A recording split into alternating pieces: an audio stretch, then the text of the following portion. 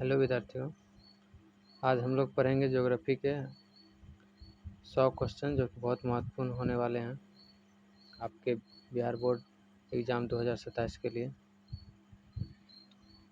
इससे पहले भी हमने इसी चैनल पे द भारत क्लासेज के MCQ चैनल पे ही हिस्ट्री के 100 क्वेश्चंस किए हुए हैं, ठीक है। और अभी हम करेंगे ज्योग्राफी के, इसके बाद आगे बाकी सारे होंगे।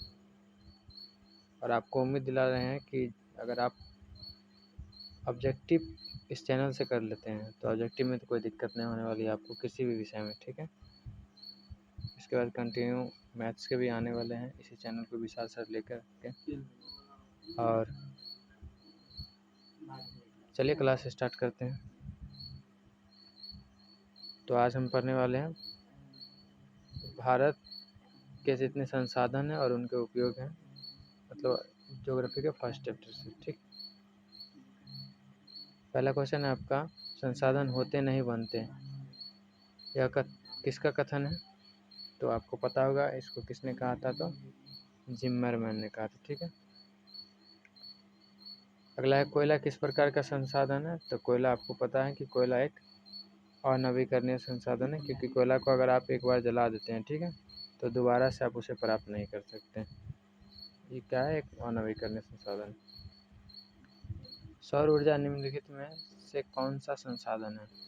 तो आपको पता होगा सौर ऊर्जा। आपको पता है, जैसे देखिए सुबह सुबह सूर्य उदय होता है तो क्या होता है, उसमें से बहुत सारी सौर ऊर्जा निकलती है, दिन भर आती रहती है, ठीक है। और क्योंकि सूर्य जो होता है, ठीक है, वो कभी भी ऐसा नहीं होता है कि ख़त्म हो जाएगी, वो हमेशा के लिए रहेगी। तो इसलिए सौर ऊर्जा क्या है? तो सौर ऊर्जा है पुनः पूर्तिज्ञ, यानी कि इसको हम नवीकरणीय संसाधन, क्योंकि वो दोबारा प्राप्त हो जाता है हमें, ठीक है। अगला क्वेश्चन है, तट रेखा से कितने किलोमीटर क्षेत्र की सीमा अपवर्जक आर्थिक क्षेत्र कहलाती है? तो कितना क्षेत्र कहलाती है? तो 200 नैनोमील, ठीक है। डाकू की अर्थव्यवस्था का संबंध किससे है? डाकू की अर्थव्यवस्था का संबंध किससे है? तो संसाधनों के अनियोजित दोहन से, ठीक है। समुद्री क्षेत्र में राजनीतिक सीमा के कितने किलोमीटर क्षेत्र तक राष्ट्रीय संपदा निहित है? कितने हैं? तो इसका आंसर हो जाएगा आपका 19.2 किलोमीटर, ठीक है। अगला क्वेश्चन है, पेट्रोलियम किस प्रकार का संसाधन है? तो आपको ये भी पता होगा पेट्रोलियम किस प्रकार, पेट्रोल को अगर हम खर्च कर लेते हैं एक बार तो हम उसे दोबारा नहीं प्राप्त कर सकते हैं। तो पेट्रोलियम भी क्या हो जाएगा आपका अनवीकरणीय संसाधन, ठीक है। निम्न में कौन सी मिट्टी सर्वाधिक उपजाऊ है? तो आपको पता होगा सर्वाधिक उपजाऊ जो होती है वो जलोढ़ मिट्टी होती है, क्योंकि आप बाढ़ में बार बार आने के बाद जब मिट्टी चेंज होता है तो होता है मरुस्थलीय मिट्टी जो होता है, उसमें हम उपज ऐसे कर सकते हैं, नहीं कर सकते। पीली मिट्टी हो गया, पर्वतीय मिट्टी हो गया, नहीं कर सकता। आंसर हमारा क्या होता है? जलोढ़ मिट्टी, ठीक है। जलोढ़ में आपको पता है 2 प्रकार के होते हैं, खादर और बांगर। चलिए, काली मृदा का दूसरा नाम क्या? काली मृदा का दूसरा नाम आपको पता होगा रेगोर मृदा। काली मिट्टी खेती के लिए बहुत अच्छी होती है, आपको पता है। मरुस्थलीय मृदा का विस्तार निम्न में से कहाँ है? तो मरुस्थलीय मृदा कहाँ है? आपको पता होगा कि उत्तर प्रदेश में तो गंगा का मैदानी क्षेत्र है, तो यहाँ पे तो नहीं होगा। कर्नाटक में भी नहीं है। आपको ये तो पता ही है आपको कि राजस्थान में है, ठीक है। महाराष्ट्र में काली मिट्टी, महाराष्ट्र में कौन सी मिट्टी है? तो काली मिट्टी ज़्यादा पाई जाती है ना। महाराष्ट्र में कपास की खेती भी होती है, आपको पता है, ठीक है। सोपानी कृषि किस राज्य से, मतलब किस राज्य में प्रचलित है? तो सोपानी कृषि किस राज्य में प्रचलित है? आपको पता होगा उत्तराखंड में प्रचलित है, ठीक है। पंजाब में भूमि निम्नीकरण का मुख्य कारण क्या है? पंजाब में भूमि निम्नीकरण का मुख्य कारण क्या है? तो आपको पता है पंजाब में भूमि निम्नीकरण का कारण है अधिक सिंचाई, ठीक है। कौन सी मिट्टी कपास की खेती के लिए सर्वोत्तम मानी जाती है? तो आपको अभी तुरंत बताए थे हम, कौन सी मिट्टी है? काली मिट्टी। ठीक है। भारत में लगभग कितने करोड़ हेक्टेयर भूमि का क्षरण हो चुका है? भारत में कितने करोड़ हेक्टेयर भूमि का क्षरण हो चुका है? तो लगभग 13 करोड़ ना। मेंढक के प्रजनन को नष्ट करने वाला रसायन कौन सा है? तो मेंढक को प्रजनन को नष्ट कौन करता है? तो एंड्रियन ना। आगे चलते हैं। बृहद क्षेत्र में जल की उपस्थिति के कारण ही पृथ्वी को क्या कहते हैं? तो आपको पता है कि पृथ्वी पर जल की उपस्थिति के कारण पृथ्वी का रंग कैसा दिखाई देता है आकाश से? तो नीला कलर का दिखाई देता है, तो इसको क्या कहा जाता है? नीला ग्रह। ठीक है। कुल जल का कितना प्रतिशत भाग महासागरों में निहित है? तो कुल जल का कितना? 96.5% जो जल है वो महासागरों में निहित है। ठीक है। बाकी जो भी झरना हो गया, नदी हो गया, ये सारा में हमें पाया जाता है। ठीक है। और आपको साथ साथ बता दें कि हम टेस्ट लेकर के आ रहे हैं। ठीक है। जिसमें क्या होने वाला है कि टेस्ट जो हम लेकर के आ रहे हैं, इसमें आप लोग जब टेस्ट दीजिएगा आपको अच्छे अच्छे क्वेश्चंस मिलेंगे। ठीक है। सबसे पहले तो उसके बाद आपको, अगर आप टेस्ट में अच्छा रैंक लाते हैं, ठीक है, तो इसके लिए आपको इनाम भी मिलने वाला है। ठीक है। जो कि 2000 तक का होने वाला है। ठीक है। तो आप इस चैनल पे जुड़े रहिए, इसी का इन्फॉर्मेशन सारा मिलेगा और पढ़ाई को कंटिन्यू रखिए। चलिए, देश के बांधों को किसने भारत का मंदिर कहा था? देश के बांधों को किसने भारत का मंदिर कहा था? तो आपको पता है कि देश के बांधों को भारत का मंदिर किसने कहा था? तो पंडित जवाहरलाल नेहरू जी ने। ठीक है। भारत का मंदिर, इस चीज़ को ध्यान रखिएगा। प्राणियों के शरीर में कितना प्रतिशत जल की मात्रा निहित होती है? प्राणियों के शरीर में कितना प्रतिशत जल की मात्रा निहित होती है?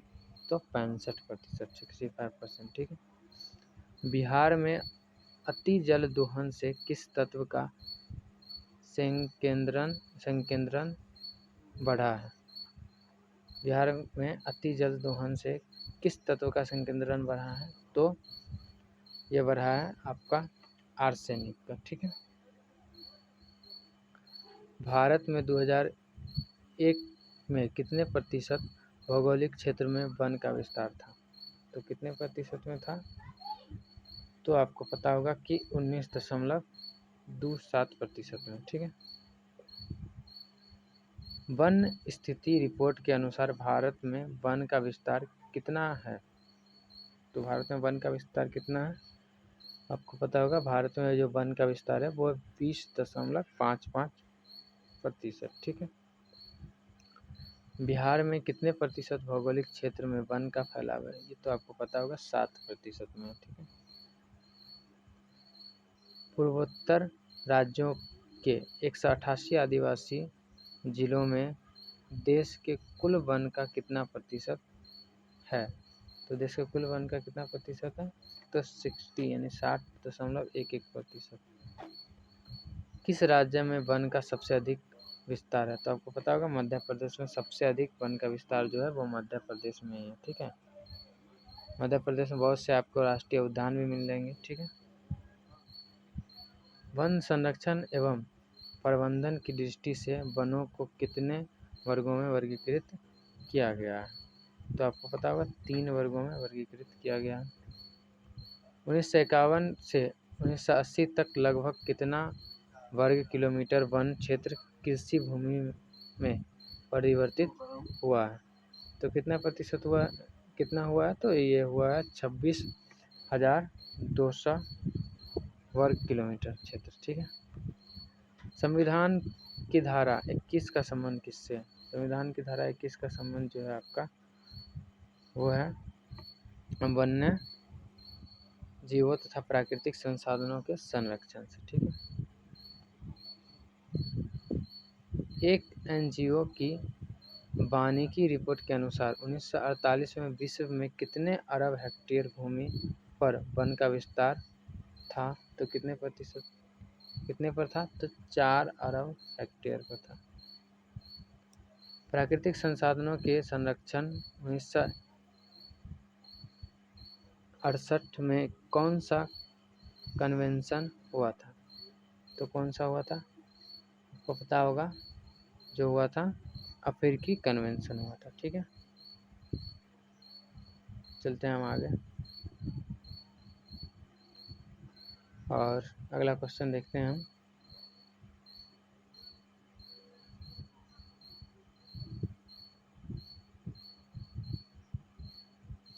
तो अगला क्वेश्चन कौन सा है हमारा, अगला क्वेश्चन है हमारा, इनमें कौन सा जीव है जो केवल भारत में ही पाया जाता है। तो आपको इसका आंसर तो पता ही होगा, कौन सा जीव है जो केवल भारत में ही पाया जाता है। तो इसका आंसर हो जाएगा डॉल्फिन ना। भारत का राष्ट्रीय पक्षी कौन है, भारत का राष्ट्रीय पक्षी कौन है, तो भारत का राष्ट्रीय पक्षी होगा आपका मोर ना। चलिए आगे चलते हैं। मैंग्रोव्स का सबसे अधिक विस्तार कहाँ है, मैंग्रोव्स का सबसे अधिक जो विस्तार है वो है आपका सुंदरबन में। टैक्सोल का उपयोग किस बीमारी में होता है, तो इसका उपयोग होता है कैंसर में। आगे देखते हैं कि चरक का संबंध किस देश से था, चरक का संबंध जो था वो भारत से था। आपको पता है चरक जो थे, जो प्रथम जब शताब्दी चल रहा था, ठीक है, तो प्रथम शताब्दी में इन्होंने बताया था कि 200 जो क्या बोलते हैं जो जंतु होते हैं, ठीक है, 200 जंतु के बारे में इन्होंने बताया था। ठीक है, साथ साथ इन्होंने अगर बात करें तो 300, ठीक है, 300 जो वनस्पति होते हैं उनके बारे में बताया था। ठीक है, 300 वनस्पति के बारे में।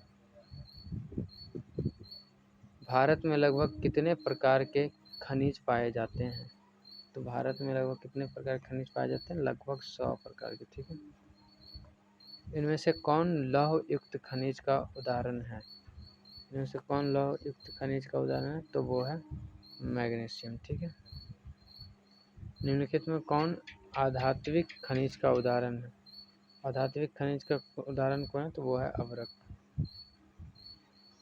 किस खनिज को उद्योगों की जननी माना गया है, किस खनिज को उद्योगों की जननी माना गया है, तो वो माना गया है लोहा को। ठीक है, उद्योगों की जननी, क्योंकि आप देखिएगा लोहा का ही बहुत जगह पे इस्तेमाल किया जाता है।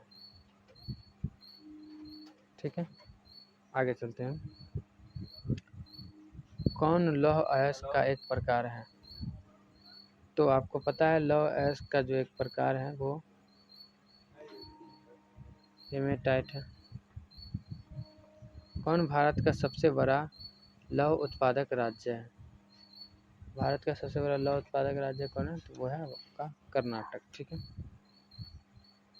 1 टन इस्पात बनाने में कितने मैंगनीज का उपयोग होता है, 1 टन इस्पात बनाने में कितने मैंगनीज का उपयोग होता है, तो ये होता है 10 किलोग्राम। ठीक है, 100 बोल रहे हैं। उड़ीसा किस खनिज का सबसे बड़ा उत्पादक है, उड़ीसा किस खनिज का सबसे बड़ा उत्पादक है, तो यह है आपका मैंगनीज का। एल्युमिनियम बनाने के लिए किस खनिज की आवश्यकता पड़ती है, तो आवश्यकता जो पड़ती है वो पड़ती है बॉक्साइट की, क्योंकि बॉक्साइट क्या है, एल्युमिनियम का अयस्क है, तो हमें एल्युमिनियम बनाने के लिए क्या चाहिए, बॉक्साइट चाहिए। ठीक है, देश में तांबे का कुल भंडार कितना है, देश में तांबे का जो कुल भंडार है वो है 125 करोड़ टन। ठीक है, 125 करोड़ टन। बिहार झारखंड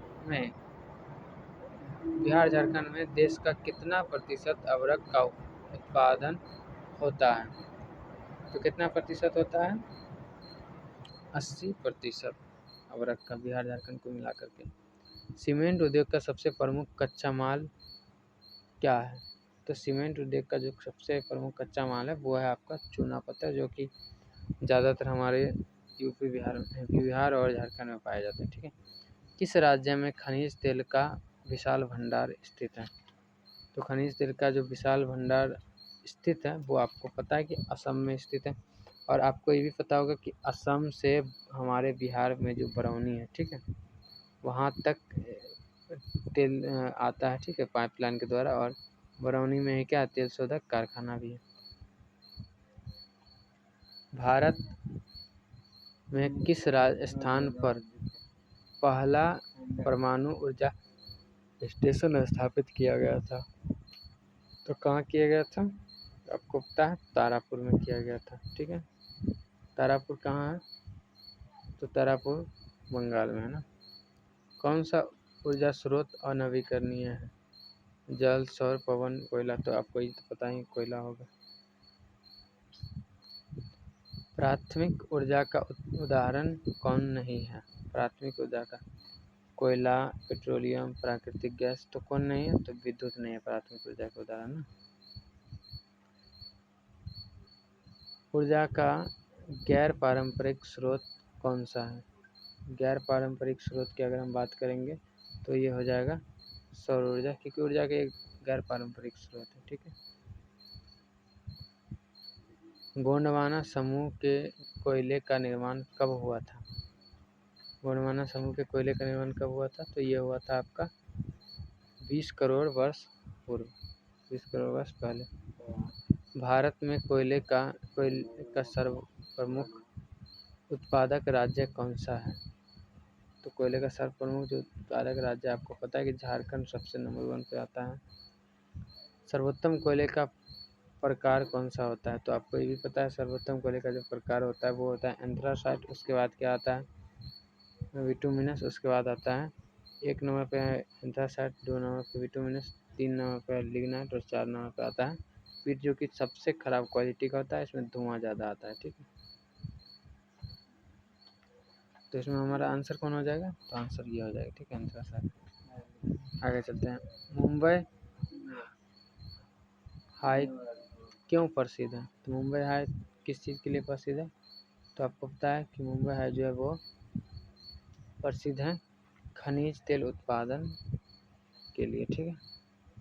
भारत का प्रथम तेल शोधक कारखाना जो है वो कहाँ स्थित हुआ था? तो भारत का प्रथम तेल शोधक कारखाना जो स्थित हुआ था वो हुआ था डिगबोई में। प्राकृतिक गैस किस खनिज के साथ पाया जाता है? प्राकृतिक गैस जो है वो पाया जाता है हमारे किस खनिज के साथ पाया जाता है? तो पेट्रोलियम के साथ, क्योंकि आपको पता है पेट्रोलियम से ही डीजल, मिट्टी तेल और प्राकृतिक गैस सारा निकलता है। भाखड़ा नांगल परियोजना किस नदी पर स्थित है? तो ये आपको पता है, भाखड़ा नांगल जो परियोजना है वो स्थित है किस नदी पर? तो सतलज नदी पर। दक्षिण भारत की सबसे बड़ी नदी घाटी परियोजना कौन सी है? दक्षिण भारत की सबसे बड़ी नदी घाटी परियोजना जो है वो है आपका तुंगभद्रा परियोजना। ठीक है। ताप विद्युत केंद्र का उदाहरण कौन सा है? ताप विद्युत केंद्र का उदाहरण जो है वो है, इसमें से समस्तीपुर तो नहीं, गया भी नहीं है, बरौनी है। आपको पता है ताप विद्युत केंद्र मतलब तेल शोधक कारखाना। ठीक है। तो कौन सा है? बरौनी है। इसमें और भी ऑप्शन है, जैसे गया है, समस्तीपुर है। ठीक है। तो इन दोनों से कौन कौन है? बरौनी से कौन कौन है? गया एक ज़िला है, आपको पता है। गया और समस्तीपुर ये दोनों क्या है? एक ज़िला है, लेकिन बरौनी कोई ज़िला नहीं है। ठीक है। बरौनी बेगूसराय के अंतर्गत आती है। तो जो भी गया और समस्तीपुर से कमेंट करें। यूरेनियम का प्रमुख उत्पादक स्थल कौन सा है? यूरेनियम का प्रमुख उत्पादक स्थल जो है आपका वो हो जाएगा जादूगोड़ा। एशिया का सबसे बड़ा परमाणु विद्युत गृह कहाँ है? एशिया का सबसे बड़ा परमाणु विद्युत गृह जो है वो है आपका तारापुर में। ठीक है। भारत के किस राज्य में सौर ऊर्जा का विकास की सर्वाधिक संभावना है? तो सौर ऊर्जा के विकास का सर्वाधिक संभावना राजस्थान में, क्योंकि राजस्थान में आपको पता है कि ज़्यादातर भूमि जो है वो रेगिस्तानी है और वहाँ पे सौर प्लेट लगाना इतना मुश्किल नहीं, आसान है, क्योंकि वहाँ पे वैसे भी पेड़ पौधा तो है नहीं। चलिए आगे चलते हैं। ज्वारीय एवं तरंग ऊर्जा उत्पादन हेतु भारत के अधिक अनुकूल परिस्थितियाँ कहाँ पाई जाती हैं? तो कहाँ पाई जाती हैं? तो ये पाई जाती है खंभात की खाड़ी में। ठीक है। चलिए आगे चलते हैं अगले क्वेश्चन पे। और अगला क्वेश्चन से पहले आ गया हमारा अगला चैप्टर कृषि, एग्रीकल्चर। ठीक है। इसके बारे में भी हम पढ़ेंगे अभी। इसके बारे में जो भी ऑब्जेक्टिव बचा हुआ है बाकी का करेंगे। और आपको एक बार फिर से बता दें कि ये क्रैश कोर्स स्पेशल चल रहा है। यहाँ पे लाइव टेस्ट भी आपको, हालांकि ये टेस्ट अभी जो हो रहा है वो रिकॉर्डेड हो रहा है, आपको 100 ऑब्जेक्टिव दिए जा रहे हैं इसमें। ठीक है। और हम बता दें आपको कि ऑनलाइन टेस्ट की जो व्यवस्था है, ठीक है, वो भी की जा रही है। और इसके तहत अगर आप अच्छे रैंक लाते हैं, जैसे आप फर्स्ट रैंक लाते हैं, ठीक है, तो आपको अच्छा खासा प्राइस इनाम दिया जाएगा या फिर किसी भी प्रकार के उस प्राइस में गिफ्ट दिया जाएगा। तो हमारे टेस्ट से आप ज़रूर जुड़ें। ठीक है। इसके लिए आपको क्या करना होगा, चैनल को सब्सक्राइब करके रखिए। ठीक है। और जो भी क्लासेज आती हैं उनको कंटिन्यू देखते रहिए, जिससे आपके एग्ज़ाम में काफ़ी हेल्प मिलेगा। नहीं मतलब आपको बता दें तो जितना ऑब्जेक्टिव इस चैनल पे कराया जाएगा, ठीक है, इन ऑब्जेक्टिव के अलावा और भी आने की संभावना कम है। जितना ऑब्जेक्टिव कराया जाएगा इस चैनल पर, ठीक है, बस उतना कर लीजिए आप, काफ़ी है। ठीक है। चलिए चलते हैं आगे। अगला क्वेश्चन है, भारत की कितनी आबादी कृषि कार्यों में लगी हुई है? तो भारत की कितनी आबादी कृषि कार्यों में लगी हुई है? तो 2/3। ठीक है। इनमें से कौन सी रबी फसल है? तो रबी फसल कौन सा है? गेहूँ। निम्नलिखित में कौन सी एक खरीफ फसल है? तो खरीफ फसल कौन सा हो जाएगा? चावल। एक चीज़ और देखिए, जैसे खरीफ फसल है, रबी फसल है, बाकी सभी चीज़ के बारे में डिस्कशन हम क्लास में पढ़ेंगे भी। अभी फ़िलहाल ऑब्जेक्टिव चल रहा है, जैसे आपका रिस्पांस होता है उस प्रकार से हम क्लासेज भी लेकर के आएंगे बिल्कुल फ्री में। ठीक है, यूट्यूब पे। चलिए, निम्नलिखित में कौन सी व्यावसायिक फसल नहीं है? गन्ना, जूट, तंबाकू, गेहूँ, इनमें से कौन सा है जो व्यावसायिक फसल नहीं है? तो कौन सा हो जाएगा आपका आंसर? तो गेहूँ हो जाएगा, व्यावसायिक फसल नहीं है, क्योंकि गन्ना, जूट, तंबाकू ये तीनों के तीनों आपको पता है कि व्यावसायिक फसल है। अभी तो इथेनॉल वाला मैटर भी चल रहा है 20% ना, E20 जो चल रहा है आपको पता ही होगा। E20 और T20 किस चीज़ में होता है? क्रिकेट में। फिलहाल गाड़ियों में यानी कार में क्या चल रहा है? तो E20। और क्रिकेट में क्या चल रहा है? तो T20। ठीक है।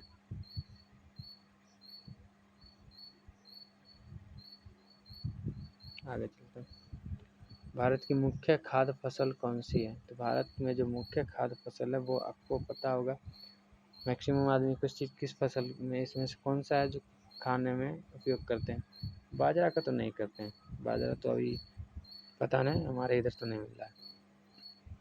मक्का मिल रहा है, गेहूँ मिल रहा है, लेकिन सबसे ज़्यादा जो उपयोग किया जाता है वो है चावल। ठीक है। धान की खेती के लिए कितने तापमान की आवश्यकता होती है? धान की खेती के लिए तापमान आपको 20 से 25 डिग्री चाहिए, क्योंकि आपको पता है धान की खेती कब की जाती है? बारिश के मौसम में बोई जाती है और सर्दी के दिनों में काट ली जाती है। भारत में धान का सबसे बड़ा उत्पादक राज्य कौन सा है? तो भारत में धान का सबसे बड़ा उत्पादक राज्य जो है वो आपका पश्चिम बंगाल है।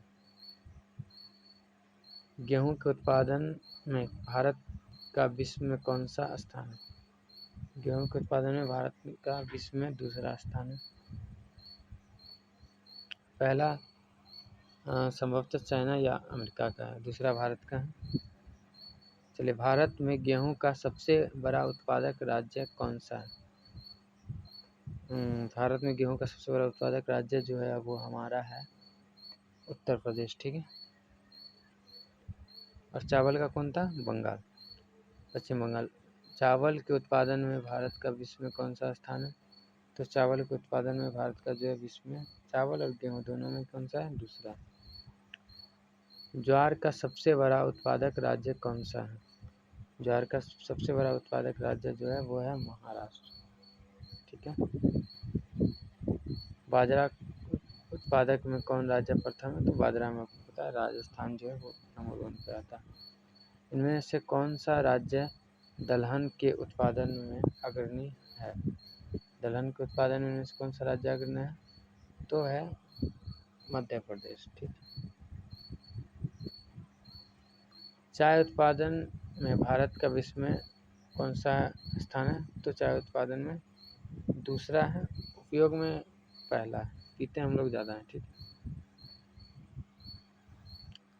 भारत में चाय की खेती सर्वप्रथम कहाँ शुरू हुई थी? तो सर्वप्रथम चाय की खेती जो है असम के ब्रह्मपुत्र घाटी में हुई थी। कॉफ़ी का सबसे बड़ा उत्पादक राज्य कौन है भारत में? तो आपको पता है कि इसका सबसे बड़ा उत्पादक राज्य जो है वो है कर्नाटक। भारत में किस किस्म की कॉफ़ी उगाई जाती है जो विश्व प्रसिद्ध है?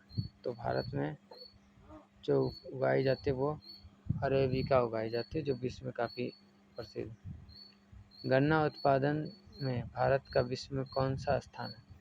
गन्ना उत्पादन में भारत का विश्व में कौन सा स्थान है? तो दूसरा स्थान है, द्वितीय। भारत में सबसे अधिक गन्ना का उत्पादन किस राज्य में होता है? तो ये भी होता है आपका उत्तर प्रदेश में ही। उजला सोना वाइट गोल्ड किस पौधे को, उजला सोना यानी कि वाइट गोल्ड किस पौधे को कहा जाता है? तो किस पौधे को कहा जाता है? जूट को। वाइट गोल्ड यानी उजला सोना। सुनहरा रेशा दैट मीन गोल्डन फाइबर किस फसल को कहा जाता है? तो गोल्डन फाइबर जो कहा जाता है आपका वो कहा जाता है जूट को ही है। चलिए आगे चलते हैं। कपास उत्पादन के लिए कौन सी मिट्टी सबसे उपयुक्त होती है? कपास उत्पादन के लिए सबसे उपयुक्त मिट्टी जो होती है आपको पता है कि वो काली मिट्टी ही होती है। काली मिट्टी कहाँ है? महाराष्ट्र में पाई जाती है, ठीक है। महाराष्ट्र में पाई जाती है और महाराष्ट्र में कपास की काफ़ी खेती होती है। कपास उत्पादन में भारत का कौन सा राज्य प्रथम है? ये तो अभी तुरंत बताएं आपको कौन सा है। तो इसका आंसर हो जाएगा, कौन सा हो जाएगा? महाराष्ट्र या गुजरात?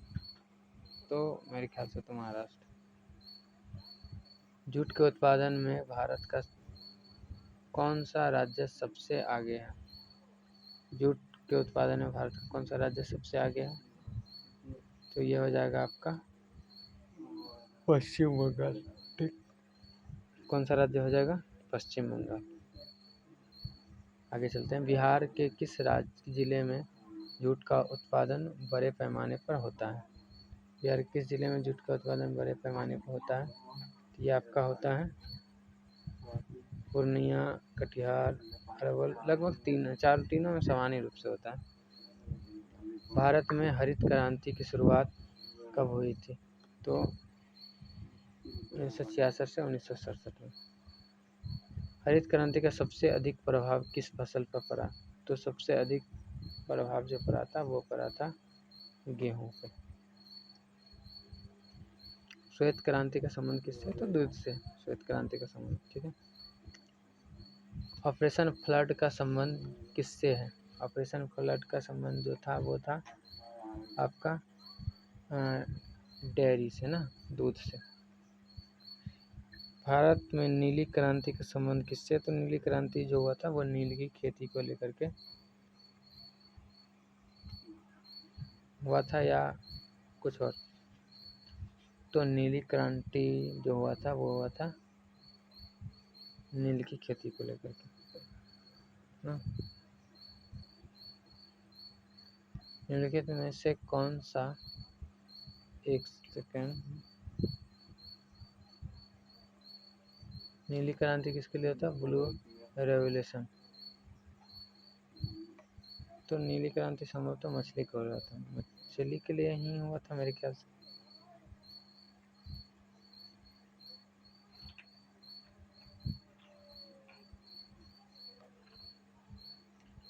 निम्नलिखित में से कौन सा कृषि को प्रभावित करने वाला मौसम का सबसे महत्वपूर्ण कारक है?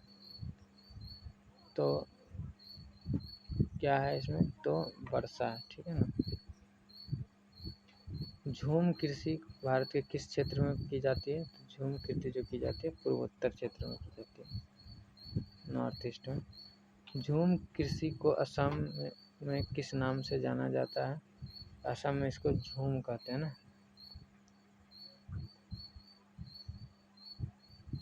कीर्तन दहन प्रणाली स्लैश एंड बर्न एग्रीकल्चर कृषि को किस प्रकार की कृषि का कहा जाता है? किस प्रकार की कृषि कहा जाता है? प्रारंभिक जीविका कृषि। अगला क्वेश्चन, निम्नलिखित में कौन सा राज्य भारत में रागी का सबसे बड़ा उत्पादक है? तो सबसे बड़ा रागी का उत्पादक कौन है? कर्नाटक। देखिए हमने 100 क्वेश्चन कर लिया है ऑब्जेक्टिव के, ठीक है, ज्योग्राफी के, और इसके आगे भी हम अलग अलग विषय के लेते आते रहेंगे, ठीक है। ऑब्जेक्टिव्स के जितने क्वेश्चन हैं सब्जेक्टिव ही लेकर के आएंगे हम, लेकिन उसके लिए आपको थोड़ा सा मेहनत करना पड़ेगा, ठीक है। कंटिन्यू देखना पड़ेगा और लाइक शेयर एंड सब्सक्राइब कर लीजिए, ठीक है। और क्लास में जुड़ने के लिए आपका धन्यवाद। मिलते हैं हम अगले क्लास में आपसे, ठीक है।